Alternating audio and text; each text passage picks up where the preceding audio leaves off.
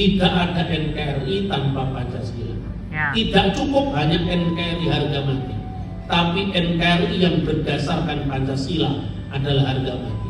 Karena tanpa dibingkai dengan Pancasila, NKRI bukanlah NKRI lagi. Gua bilang sama sebelah, NKRI tanpa Pancasila bukan NKRI. Sekarang yang punya media sosial di Facebook, Instagram, YouTube, tulis saja statusnya NKRI tanpa Pancasila bukan NKRI Bambang Nursena. Loh iya dong, kita kan mesti beritakan kebenaran dong. Kalau kebenaran tidak diberitakan, maka kesalahan-kesalahan itu akan menjadi kebenaran. Coba kasih lihat wajah kiri kanan, bilang saya senang kau bertahan di sini. Coba.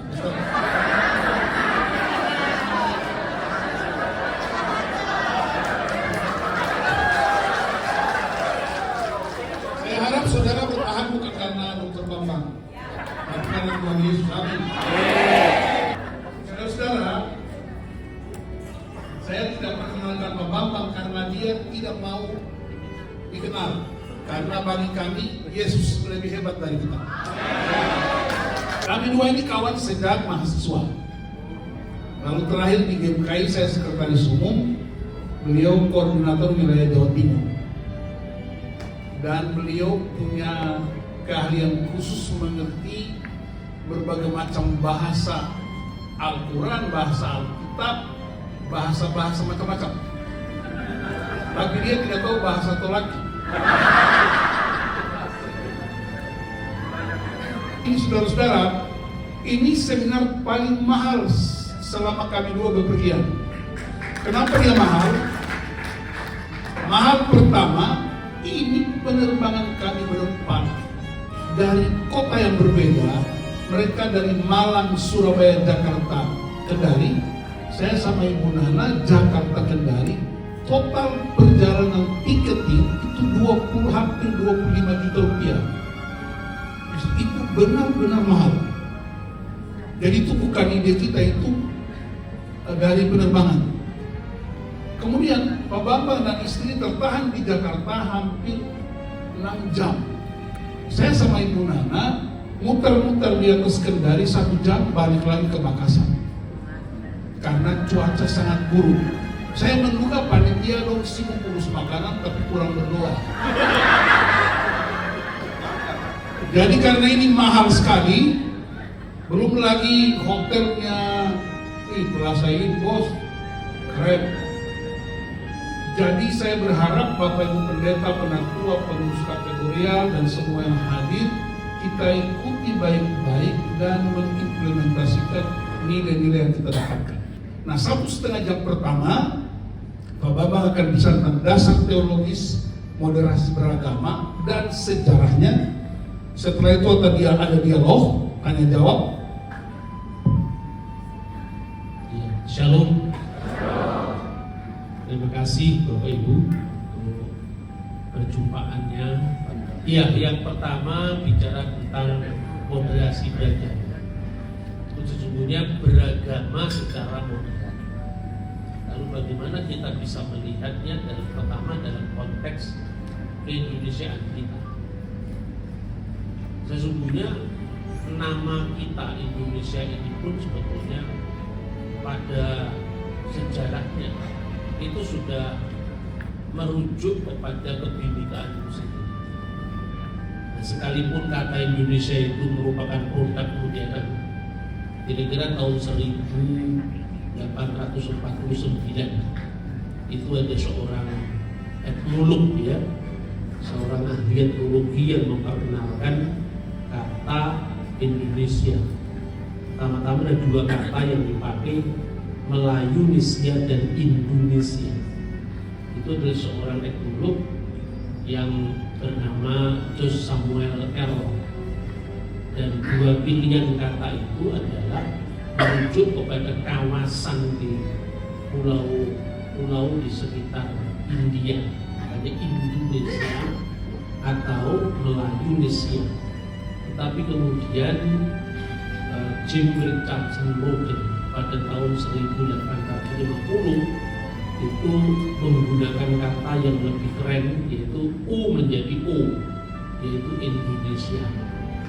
Lalu lewat seorang etnolog dari Jerman yang bernama Adolf Bastian, mulai diperkenalkan kata Indonesia, dan kemudian seiring dengan pergerakan nasional kita, lalu kata Indonesia mulai mendapatkan rujukan utama ketika itu disebutkan dalam Sumpah Pemuda 28 Oktober 1928, dan kemudian juga menjadi nama dari republik yang didirikan oleh para putra-putra bangsa sampai hari ini. Tetapi itu konteks modern. Konteks yang lebih luas, sebetulnya kata Indonesia itu terkait dengan identitas sebuah kelompok masyarakat dari berbagai macam etnik yang mendiami kepulauan yang disebut dengan Nusantara. Nah, kata Nusantara itu sendiri sebetulnya bahasa lokal. Makanya di Ambon itu ada Nusa Ina, Nusa Laut. Kata Nusa artinya pulau. Dan kata itu adalah kata Nusantara asli. Tapi sesungguhnya jauh sebelum munculnya negara ini, bangsa ini, entitas kemasyarakatan yang disebut orang-orang Indonesia itu sudah ada di dalam bahasa Sanskerta. Namanya adalah Dwi Pantara. Dwipa itu artinya pulau, antara itu seberang. Pulau-pulau yang di seberang. Nah, pulau-pulau yang di seberang itu merujuk mana? Seberang dari India. Jadi kalau kita melihat karya-karya sastra Purana Hindu kira-kira abad ketiga sebelum Masehi, itu sudah ada ungkapan tentang Jambu Dwipa dan Dwi Pantara. Jambu Dwipa itu artinya benua blueberry, benua India. Itu menyebut tentang kepulauan benua yang mirip dengan blueberry, yaitu benua India, dan kawasan yang ada di seberang India yang dikenal dengan Dwi Pantara. Nah, ungkapan ini sebetulnya bukan baru muncul. Kalau kita melihat misalnya ungkapan-ungkapan yang sejajar tentang identitas Indonesia, itu sudah disebutkan sebetulnya sejak abad ke-5 sebelum Masehi. Dan sayangnya sejarah kita ini kan baru dimulai dari abad ke-4, Prasasti Kutai Mulawarna. Tapi kalau sudah membaca buku seorang bapak sejarah dunia yang bernama Herodotus, dalam bukunya yang berjudul The History, sejarah, beliau menulis dalam bahasa Yunani kira-kira tahun 430 Masehi, dan dia menyebut tentang orang-orang India yang memiliki wilayah di sebelah timur jauh, yang negeri itu semua terdiri dari pantai-pantai, dan dari sanalah orang India mengambil emas mereka.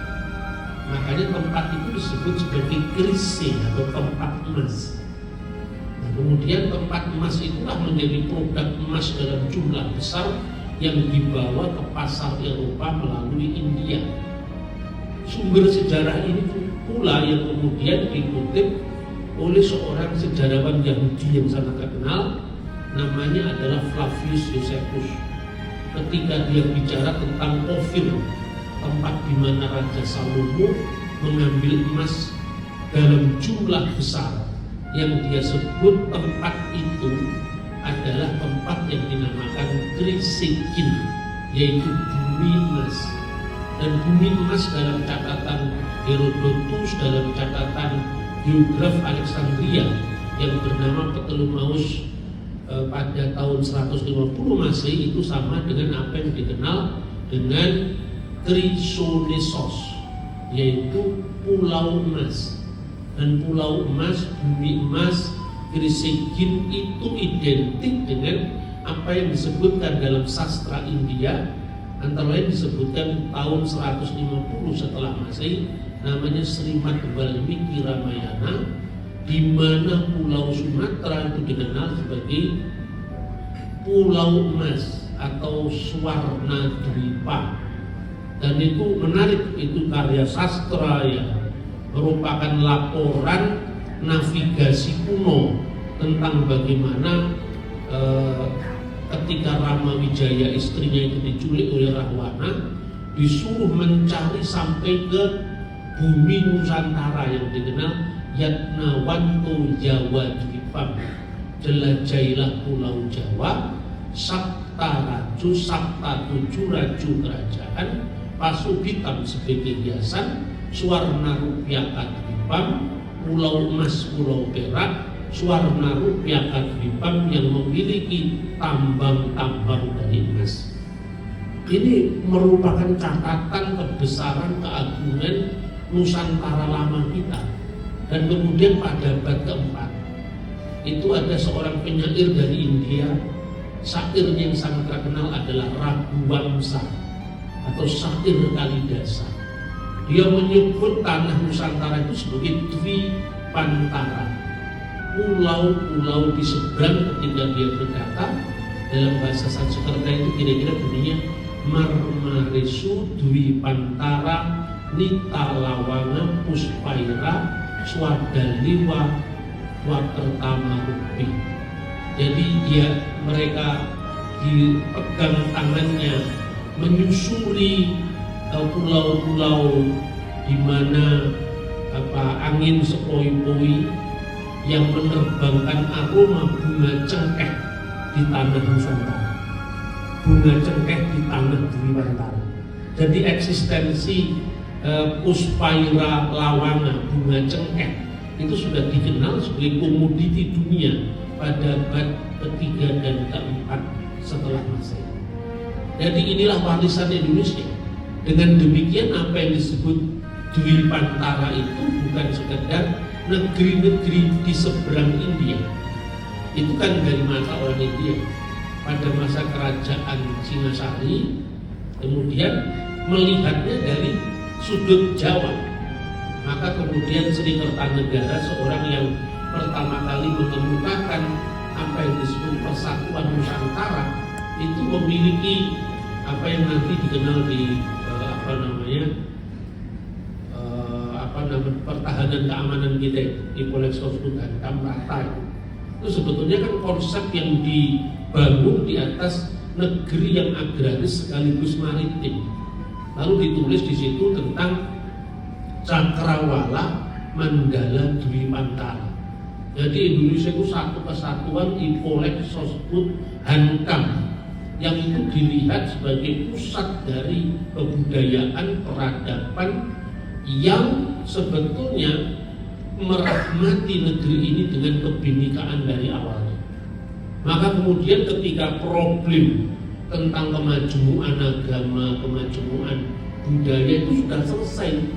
Ketika Barat masih perang salib, negeri kita sudah selesai. Ketika agama-agama India itu muncul, itu pun diterima welcome tanpa ada diskriminasi apapun. Padahal orang Indonesia itu kan sudah punya keyakinan lokal yang disebut folk religion sebelum munculnya agama-agama dunia yang cenderung egoistis dan ideologis politis.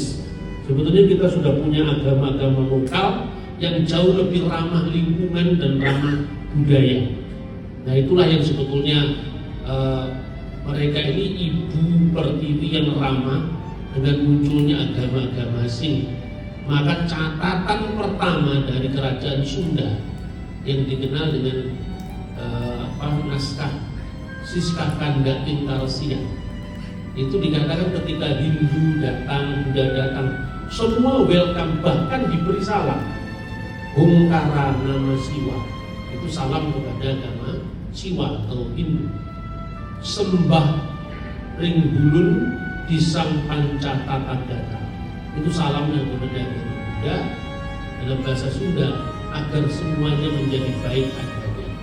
Lalu disusunlah dalam sebuah hierarki ketaatan seperti Stephen teori gitu ya. Ketaatannya seperti apa? Seperti seorang mangku bumi, perdana menteri taat kepada raja, raja taat kepada dewata. Dewata itu Tuhan menurut masing-masing agama. Mestinya kan selesai itu. Mestinya kan sudah final kan. Mangkubumi bakti di ratu dalam bahasa Sunda, ratu bakti di dewata. Seperti ketaatan seorang Mahapati kepada raja, raja kepada agama, kepada dewatanya. Selesai. Tapi masih ada ditambahkan lagi, dewata bakti di yang. Dewata berbakti kepada yang. Yang itu rupanya adalah nama lokal untuk prinsip ketuhanan yang Maha Esa, yang menaungi, memayungi semua agama, baik Siwa, Buddha yang datang ke Indonesia. Maka pola ketaatannya bersifat hierarkis kolegial. Hierarkis kolegial itu artinya ya, setiap agama kan punya ketaatan. Kalau gereja dari seorang umat kepada pendetanya kepada episkopnya, kan sudah paling tinggi. Tapi di luar itu juga ada komunitas agama yang memiliki hierarki ketaatan masing-masing. Makanya setinggi apapun ketaatan kita kepada agama kita, pada kitab suci kita, pada wahyu kitab suci kita masing-masing, ingatlah bahwa orang lain juga punya wahyu, orang lain juga punya hak hidup, orang lain juga memiliki kebebasan yang sama dengan kebebasan yang kita kembangkan. Makanya Dewata, teologi agama-agama, menemukan batasnya pada komitmen kebersamaan bahwa orang lain juga punya ketaatan yang sama pada Tuhan dan wahyunya masing-masing. Puncak dari prestasi mengelola kemajemuan itulah yang kemudian pada masa keemasan Kemaharajaan Majapahit dikenal dengan Bhinneka Tunggal Ika Tanhana Dharma Mengkuat. Jadi saya kadang-kadang berpikir Bapak Ibu, apakah kira-kira kebetulan nih para founding fathers kita ini kan bukan hanya orang Jawa. Yamin itu kan jelas orang Minang ya. Kenapa begitu mengagumi karya-karya sastra yang notabene itu muncul dari zaman Hindu Buddha? Munculnya kata Pancasila, Bhinneka Tunggal Ika, Salam Merdeka, itu semua dari zaman kerajaan Majapahit dan Sriwijaya sebetulnya. Negeri ini butuh model kemajemuan, dan model kemajemuan itu tidak perlu dicari dari negeri lain. Tapi kita sendiri memiliki warisan sejarah yang panjang. Bahkan kesadaran akan kemajemuan itu dikelola sangat harmoni dalam bina negara. Makanya pada masa keemasan kerajaan Majapahit itu sebetulnya kan hubungan antara wilayah-wilayah yang ada itu kan sebetulnya semacam negeri federal. Jadi kalau Majapahit punya wilayah sampai ke Wanin, Papua Barat, kemudian disebut juga Ambon, Ambon itu disebut dalam bahasa Jawa Kuno Ambuan, kemudian Wanin, Papua, dan seterusnya. Tetapi itu konteksnya adalah daerah-daerah itu memiliki otonomi masing-masing hanya pada komitmen pengakuan tentang kenusantaraan yang satu. Dan itu bukan hubungan saling menindas, tapi hubungan saling menjaga. Karena pada waktu itu kawasan Nusantara ini menghadapi musuh bersama, yaitu apa yang dikenal negara transnasional, yaitu Kubilai Ikan. Nah, dalam konteks itulah muncul yang namanya Cakrawala Mandala Dwipantara. Maka supaya hasil cengkeh kita itu tidak dibawa langsung ke pasar Eropa lewat Cina, lewat jalur sutra, maka itu dikenakan teks di masing-masing tempat itu, dan itu dikembalikan kepada rakyat. Nah, konsep ini sudah muncul pada abad 15 Masehi. Makanya saya rasa bukan kebetulan kalau ketika sidang Dopore Cucun Bicu Sake BPUPKI, di situ ada Bung Hatta, ada Pak Yamin, ada Bung Karno, ada Ide Bagus Sugriwo, ada Profesor Naramis, itu duduk bersama dan menentukan kira-kira nanti kalau Indonesia merdeka yang kita dirikan ini, dasar yang mengikat kita bersama apa? Nah, sempat ada insiden ketika pada tanggal 11 Juni itu sebetulnya ada protes dari Mr. Laku Harhari yang intinya gini, kenapa ketuhanan dengan kewajiban menjalankan syariat Islam itu harus kita masukkan dalam preambul Piagam Jakarta. Terus Bung Karno dengan seriusnya mengatakan jangan mentahkan lagi komitmen ini, nanti kita pecah lagi, nanti kita akan selesaikan setelah kita raih kemerdekaan kita. Itu yang terjadi. Tapi keberatan Mr. Laku Harhari itu menarik sekali. Dia mengatakan begini, kalau Piagam Jakarta itu ditanggungkan dalam bina negara kita, maka itu akan ada perasaan tidak enak bagi Indonesia Timur yang minoritas. Karena apa? Kalau di Minang, nah ini tadi ada unsur hierarki tadi. Kalau di Minang itu kan adat Basandi Sarak, Basandi Kitabullah. Jadi ada hierarkis yang sifatnya tunggal. Kerucutnya paling atas itu Kitabullah, yaitu syariat Islam. Kalau syariat Islam persoalannya itu untuk masyarakat yang Islam, tapi kalau untuk masyarakat Ambon bagaimana? Di Ambon hubungan pela gandong, di mana fam atau marga yang mengikat pela itu saling mengikat. Kalau pelanya mengikat pela itu Kristen, kemudian dia membangun gereja, yang Islam yang membangunkan.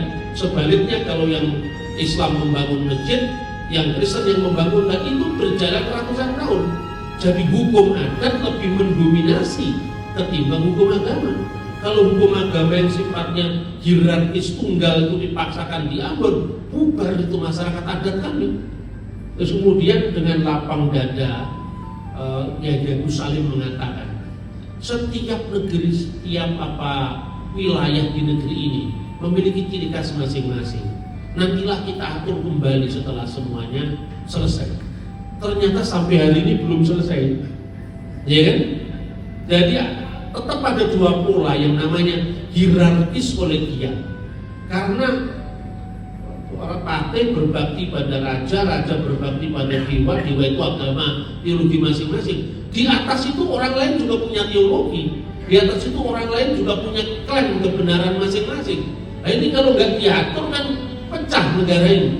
Nah sementara kalau masyarakat Minang yang sampai sekarang ini kan terus berjalan, hierarkis tunggal paling atas itu adalah Kitabullah. Nah Kitabullah itu kan versi Islam. Nah orang Hindu gimana? Kalau orang Kristen gimana? Nah inilah sebenarnya problem bangsa kita yang sampai sekarang belum selesai.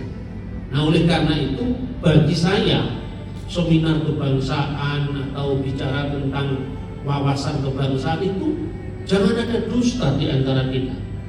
Hal-hal yang sesungguhnya belum selesai harus kita clearkan sampai selesai. Sebab kalau tidak itu hanya tingkat basa-basi saja. Nanti begitu meletus fenomena ini baru kita bingung mencari rujukannya. Tapi kalau dari awal kita sudah mengatakan harus seperti ini, itu nanti kalau suatu saat akan ada masalah, kita sudah punya rujukan bagaimana kita menyelesaikan. Satu contoh terakhir yang saya sampaikan itu begini. Kita ini kan menjelang kemerdekaan, ini terkait dengan apa yang saya sampaikan di awal tadi. Kan sebetulnya kita dihadapkan pada dua pola relasi agama dan negara. Dan waktu itu cuma ada dua pola. Yang pertama pola teokrasi, negara itu satu dengan agama. Dan ini banyak sekali memang lebih mengganggu bagi masyarakat Islam, karena masyarakat Islam itu memiliki kecenderungan kuat menyatukan agama dengan negara. Dan atiullah wa atiur rasul wa ulil amri minkum, taat kepada Allah seperti taat kepada Rasul dan pemimpin di antara kalian.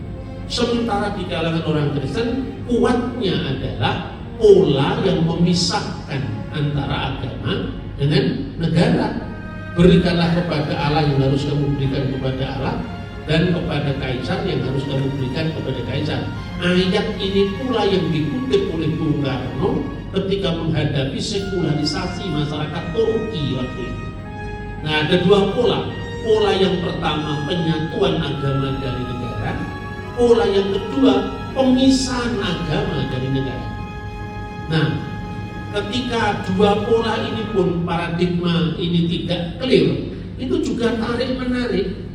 Satu ada yang menarik ke lebih kanan, satu ada yang menarik pokoknya pisahkan sama sekali agama dari negara. Tapi rujukannya begini Bapak Ibu, negara kita ini kan negara sangat religius. Negara kita ini harus diakui negara yang sangat religius, apapun agamanya. Yang kedua, kita religius tapi pluralistik. Di Bali kita melihat kuatnya warna agama Hindu. Di tanah Minahasa begitu kuatnya warna Kristiani. Tetapi di Aceh, di Padang begitu kuatnya warna Islam. Jadi satu pihak kita mewarisi kemajemukan, di pihak lain kita berangkat dari bangsa yang sangat religius. Bagaimana menyatukan ini? Lalu Bung Hatta dalam pidatonya tanggal 28 Mei 1945 mengusulkan kita mesti melakukan pemisahan urusan agama dari urusan negara. Jadi kita tidak mendirikan negara yang sama sekali memisahkan agama dari negara. Maksudnya paradigma sekuler.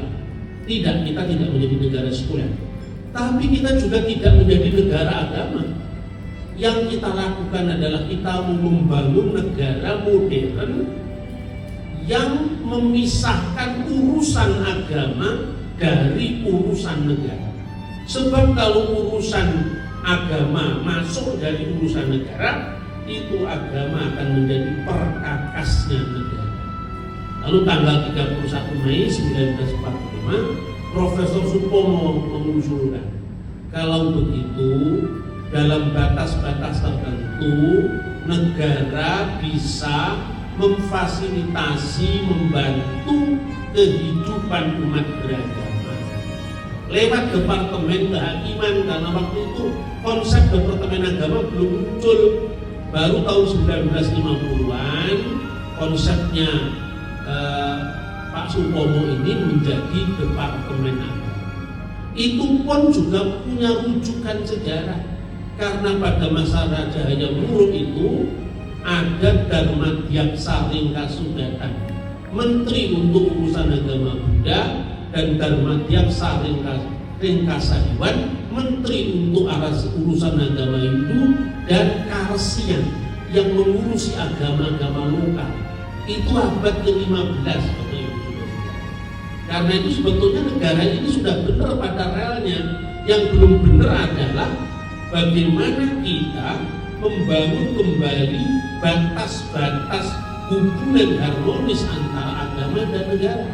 Sebab proses tarik menarik ini kan masih belum selesai. Satu contoh, kemarin itu buku PPKN itu, ajaran agama Kristen percaya kepada Allah itu esa, yaitu Trinitas yang terdiri dari Allah, Bunda Maria, dan Yesus Kristus. Itu kan parah sekali. Mana ada agama Kristen seperti itu? Di gereja Katolik pun dikenal yang namanya hiperdulia terhadap Santa Maria, tetapi Maria tidak pernah masuk dalam ajaran Allah Tritunggal. Dan kalau kita membaca catatan sejarah gereja, sebetulnya abad keempat itu ada seorang bapak gereja namanya Epipanius dari Salamis. Dia mensinyalir pada zamannya dia itu ada tumbuh subur bidat Kristen yang namanya Koliridianisme. Koliridianisme itu penganutnya ada banyak di wilayah Arab yang namanya Trasia. Di wilayah itu perempuan-perempuan pada menghias gerobak dengan bunga-bunga, lalu dipasanglah persembahan roti khusus untuk Bunda Maria. Nah, makanya kelompok inilah yang mungkin dikritik oleh Quran. Kan dalam Al-Quran sendiri memang konsep Trinitas tidak pernah dikritik, tidak pernah ada. Artinya orang Kristen ya bebas kan menghayati imannya bukan menurut ajaran agama lain. Sebenarnya dilakukan orang itu sederhana. Ketika kita disalahpahami, kita menggunakan hak jawab kita, masa salah? Siapa yang pernah mengatakan bahwa Tuhannya orang tersebut ketiga dari yang tiga, sehingga distigmakan kafir. Karena itu laqad kafara alladziina qulu innallaha salisu salasya. Sungguh telah kafir orang yang mengatakan sesungguhnya Allah adalah ketiga dari yang tiga. Nah, ketiga dari yang tiga ini tidak ada dalam rumus dogma manapun juga, baik itu gereja Katolik, gereja Ortodoks, gereja Reformasi. Tidak ada yang namanya Tritunggal, itu Bapa, Putra dan Roh Kudus, dan ketiganya yang esa, bukan ketiga dari yang tiga. Ini kan cara pandang yang dipaksakan terhadap orang lain. Ini bentuk imperialisme doktriner. Dan ini tidak boleh. Kita tidak boleh mengurus agama orang lain dari perspektif kita. Sebaliknya, kita pun juga tidak mau dinilai orang dari perspektif orang. Syukurlah di kalangan banyak ahli agama Islam sekarang ini sudah mulai ada fajar-fajar yang menunggu pemahaman yang lebih baik. Misalnya tafsir Al-Qasimi. Tafsir Al-Qasimi itu mengatakan kemungkinan yang dikritik oleh Al-Quran itu bukan ajaran resmi Kristen tentang Tritunggal, tetapi itu ajaran sekte Maryamin yang tumbuh subur di negara Arab. Dan sekte inilah yang dirujuk oleh Al-Quran. Misalnya surat Al-Maidah ayat 116. Idzqullallahu ya Isa bin Maryam. Ingatlah ketika Allah berfirman, wahai Isa putra Maryam, a'anta qulta linnasi takhiduni wa ummiya ilahaini min dunillah.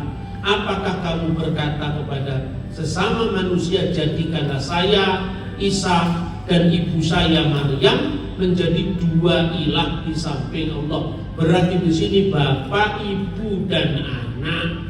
Tidak ada Bapa, Putra dan Roh Kudus. Nah, yang kedua, kuatnya penilaian terhadap agama lain ini adalah bentuk imperialisme doktriner yang tidak boleh ada di negeri ini. Termasuk kita juga, orang Kristen tidak boleh menilai Hindu menurut ukuran kita atau Islam menurut ukuran kita, karena membangun sebuah teologi religionum yang tidak didasarkan atas klaim kebenaran suatu agama di ruang publik, itulah kunci bagaimana kita mengelola kemajuan Indonesia. Jadi antara pendekatan ilmu agama-agama dengan pendekatan teologis memang harus dipisahkan. Pendekatan teologis itu adalah pendekatan yang memang dibangun untuk apologetika terhadap iman kita, untuk mempertanggungjawabkan kebenaran iman kita, seperti yang diamanatkan oleh Rasul Petrus. Siap sedialah segala waktu untuk memberikan pertanggungan jawab tentang orang-orang yang meminta pertanggungan jawab dari kamu tentang pengharapan yang ada padamu, tetapi haruslah dengan lemah lembut dan hormat dan hati nurani yang murni, agar orang yang memfitnah kamu karena hidupmu yang saleh menjadi malu karena fitnahan mereka itu. Tapi kalau pendekatan religion mission self itu tidak boleh mengukur agama orang lain dari ukuran kita. Jadi ketika pendekatan itu kemudian banyak sekali dikenalkan oleh Pak Mukti Ali dan sebagainya, kadang-kadang saya selalu sampaikan, Anda tidak boleh mengukur iman Kristen dari ukuran Anda, itu kuncinya. Saya pun juga tidak akan mengukur iman Anda dari ukuran saya. Tetapi paling tidak kita bisa membangun sebuah pendekatan untuk saling memahami dengan paralelisasi. Satu contoh, bagi orang Islam, wahyu Tuhan itu kan menjadi kitab. Makanya nazzala alaikal kitab bil haq, yang telah menurunkan kitab itu ke dalam hatimu dengan kebenaran. Berarti yang turun kita. Tapi kalau Anda cari dalam iman Kristen, Injil tidak pernah turun dari manapun. Yang turun itu adalah Yesus Kristus. Akulah roti yang turun dari surga. Yang turun pribadi Kristusnya, bukan Injil Matius turun, bukan Injil Markus turun. Tidak pernah ada kata-kata bahwa Injil Markus diturunkan di Bukit Zaitun. Ada peserta orang Toraja di nama Matius. Jadi turun dari mana dia? Toraja. Turun dari Toraja. Artinya itu saudara. Pendekatan semacam ini bentuk imperialisme doktriner. Jadi kalau saya bilang, kalau dalam iman Kristen firman itulah yang turun menjadi manusia. Maka kitab suci itu, Injil itu adalah catatan-catatan tentang wahyu ilahi yang turun jadi manusia. Bukan kitabnya sendiri yang diberitakan, tapi kitab itu memberitakan Sang Kristus. Lalu kan berarti di situ ada Kristus yang pra-eksisten sebelum turun ke dunia. Ya sama lah. Quran kan juga ada yang sebelum turun ke dunia di Lauhil Mahfuz. Sama. Di situ ada kalam nafsi, kalam yang kekal, tetapi juga kalam lafaz, kalam dalam bentuk temporal. Nah, kalam dalam bentuk temporal itu bisa rusak. Contohnya mushafnya Al-Quran bisa terbakar. Seperti Kristus secara manusia bisa mati. Nah, jadi jangan lagi lah ada ejekan yang mengatakan Tuhan kok mati. Tidak ada yang mengatakan Tuhan mati. Dia yang dibunuh dalam keadaannya sebagai manusia. Seperti rusaknya kitabmu, begitu juga ketika firman menjadi manusia, firman itu bisa mati. Kalau kita menilai agama orang lain bukan dari sikap imperialis kita, saya kira negara ini akan damai. Saya ini Bapak Ibu Saudara-saudara sering kali kan mengatakan begitu saya ngomong begini kira-kira sudah 20 tahun yang lalu. Ya saya sebetulnya kalau dianggap bosan juga, tapi kalau saya bosan kalah dengan setan, karena setan itu kan telaten kan. Satu-satunya sifat setan itu adalah telaten. Selalu mengulang-ulang kapan kau dengar. Dia yang telaten. Kristus saja ditunggu waktu yang baik, apalagi Nus Amriun. Iya. Makanya kita jangan kalah dengan setan. Jadi ngomong dalam konteks ini, dalam konteks kebangsaan, dalam konteks teologis, maka kita tidak perlu saling harus menabrakkan satu sama lain. Jadi tarik menarik dalam proses berbangsa dan bernegara antara dua paradigma ini, dan mestinya jembatannya paradigma simbiotik agama dengan negara. Jadi kita tidak menjadi negara agama sehingga agama menjadi perkakas negara, kita juga tidak menjadi negara sekuler sehingga agama dihempaskan sama sekali dari bina negara. Kalau istilahnya Pak Sim dulu, agama dan kepercayaan Tuhan Yang Maha Esa itu menjadi landasan etik, moral, dan spiritual dalam proses pembangunan bangsa. Makanya simbiotiknya adalah dalam batas tertentu negara bisa memfasilitasi kehidupan umat beragama, tapi jangan jadikan sekolah-sekolah negeri untuk proses islamisasi murid. Itu harus jujur juga. Sampai di Jogja itu ada seorang guru agama mensahadatkan muridnya di ruang kelas. Yang bayar pajak kan bukan hanya orang Islam. Itu sekolah pemerintah didanai oleh anggaran belanja negara yang pajaknya dipungut dari semua rakyat Indonesia. Tidak bisa hanya diungkapkan untuk kepentingan satu agama tertentu. Kita harus melawan. Saya melawan perlawanan yang sifatnya santun. Saya kan tidak pernah kasar-kasar, nggak pernah. Saya selalu halus, tapi halusnya juga tegas. Ini dananya itu dari anggaran belanja negara, nggak bisa untuk islamisasi siswa tertentu. Terus kedua, begitu Pak Abu Bakar Ba'asyir bertobat secara ideologis dan dia di masa tuanya, ya kita sambutlah pertobatan ideologisnya. Katanya Pancasila itu tidak bertentangan dengan Islam karena ketuhanan Yang Maha Esa itu dimaknai sebagai tauhid. Ya, itu boleh-boleh saja, tapi harus diingatkan juga ketuhanan Yang Maha Esa bukan tauhid Islam. Bahwa orang Islam memahami ketuhanan Yang Maha Esa sebagai tauhid boleh-boleh saja. Orang Hindu memahami ketuhanan Yang Maha Esa dalam konteks Brahman Widya Hindu baik-baik saja. Orang Kristen memahami ketuhanan Yang Maha Esa di dalam konteks monoteisme Kristen yang trinitaris itu harus. Tetapi Jangan karena kita senang dengan pertobatan ideologis Abu Bakar Ba'asyir langsung kita minder waktu komplek.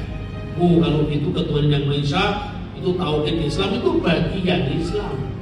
Ini kalau tidak hati-hati juga terjadi proses tarik menarik. Maka saya bilang, kalau sekedar mengatakan Allah itu esa, sebetulnya itu bukan prestasi apa-apa. Setan juga tahu kalau Allah itu esa. Kamu percaya Allah itu hanya satu, Yakobus pasal 2:19. Itu baik. Tapi kalau hanya itu, setan-setan pun percaya dan gemetar kan. Setan itu percaya kepada Allah yang esa tapi tidak berbuahkan kebajikan, karena iman tanpa perbuatan. Makanya kalau sekedar menghitung 1, 2, 3 itu monoteisme setan. Kedua, monoteisme etis Abraham. Abraham itu monoteis, berangkat ke suatu negeri karena ketaatan kepada Tuhan, alamatnya aja belum tahu. Tapi karena tindakan iman dia berangkat. Dia masih diikat oleh kesetiaan Tuhan yang tidak kelihatan. Monoteisme etis, percaya Allah itu esa, berbuat karena kepercayaan itu. Monoteisme etis ini didiamkan selama berabad-abad sampai paripurna dengan kedatangan Yesus Kristus. Maka bagi orang Kristen ada monoteisme trinitaris yang bersifat salvific, yang bersifat mengandung keselamatan, yaitu paripurnanya Allah yang esa yang berkarya di dalam Yesus Kristus, Tuhan dan Juru Selamat kita. Jadi orang mengatakan, Pak, monoteisme Abraham benar tapi belum lengkap. Yang lengkap monoteisme trinitas.